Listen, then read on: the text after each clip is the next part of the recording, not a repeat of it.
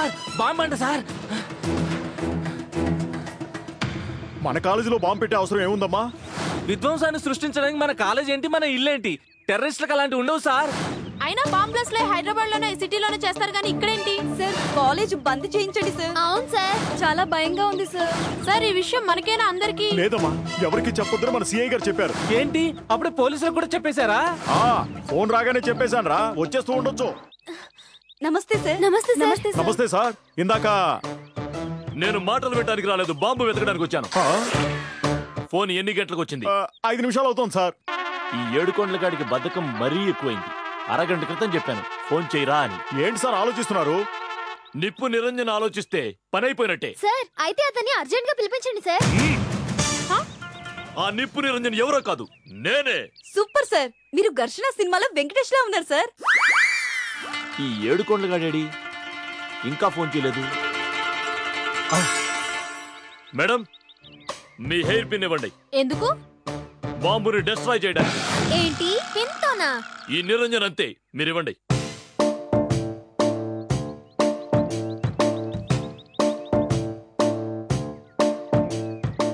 ఆహా, దీన్ని ఫ్రేమ్ కట్టించుకొని రూమ్ లో పెట్టుకుని రోజు చూసుకుంటా.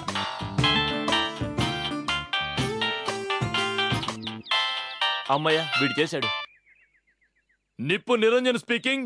ఏంటి బాంబు లేదా?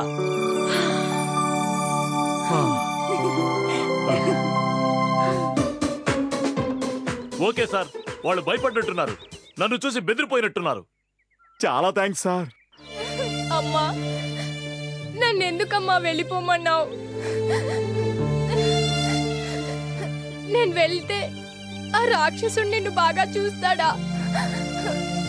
నువ్వు అనుకున్నట్టు ఊరికి దూరంగా వెళ్తే నేను సుఖపడనమ్మా. నీకు తెలియకుండా నేను ఎక్కడికైనా దూరంగా వెళ్ళి చనిపోతానమ్మా.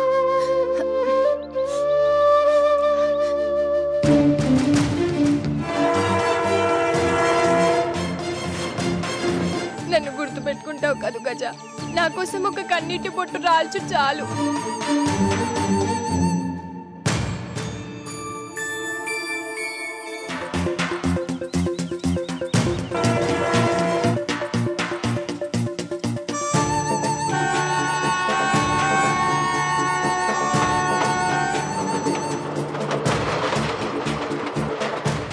ఏంటి, నా బైక్ కింద ఎవరు పడితే వాళ్ళని ఫిక్స్ అయిపోమంటావా?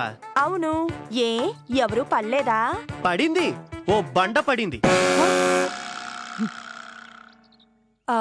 బండంటే ఏముంది, ఆ తాటకే నా బండి కింద పడింది. నువ్వేమో ఓ మెరుపు తెగ పడుతుందన్నావు. ఏ ఆ అమ్మాయి అంటే నీకు ఇష్టం లేకపోవచ్చు, కానీ ఆ అమ్మాయి కూడా మెరుపుతిగలా ఉండదా? ఏంది, అది మెరుపు తెగ? దాని మొహం, దానికంటే నువ్వే బెటర్. చెప్పు బహింసా, దాని బాధ నుంచి ఎలా తప్పించుకోవడం? ఇక వేరే దారే లేదా బహింసా? ఉంది. చెప్పు చెప్పు, ఏం చెల్లి చెప్పు. ఏం లేదు, ఆ అమ్మాయి నిన్ను పెళ్లాడే లోపుగానే వేరే అమ్మాయిని పెళ్లాడేసేయి. అది టెంపరీగానే. పెళ్ళైన 2-3 రోజుల తర్వాత ఆ అమ్మాయిని వదిలేసేయి. నీకు ఆ దోషం పోతుంది. ఇక నీకు చదువు అయిపోయి నీకు ఉద్యోగం వచ్చిన తర్వాత నీకు నచ్చిన అమ్మాయిని పెళ్లి చేసుకోవచ్చు. అంటే ఆ బండది ఇంకా నా లైఫ్ లో ఎంటర్ కదా బహింసా?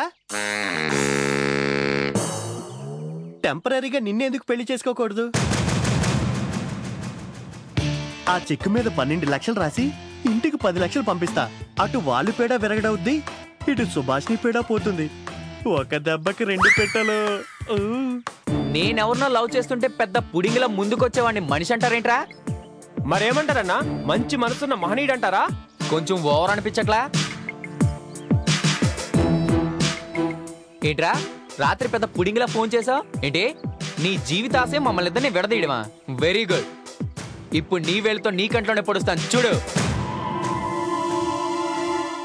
ఇంకా సేపట్లో నాకు వెంకీకి పెళ్ళి.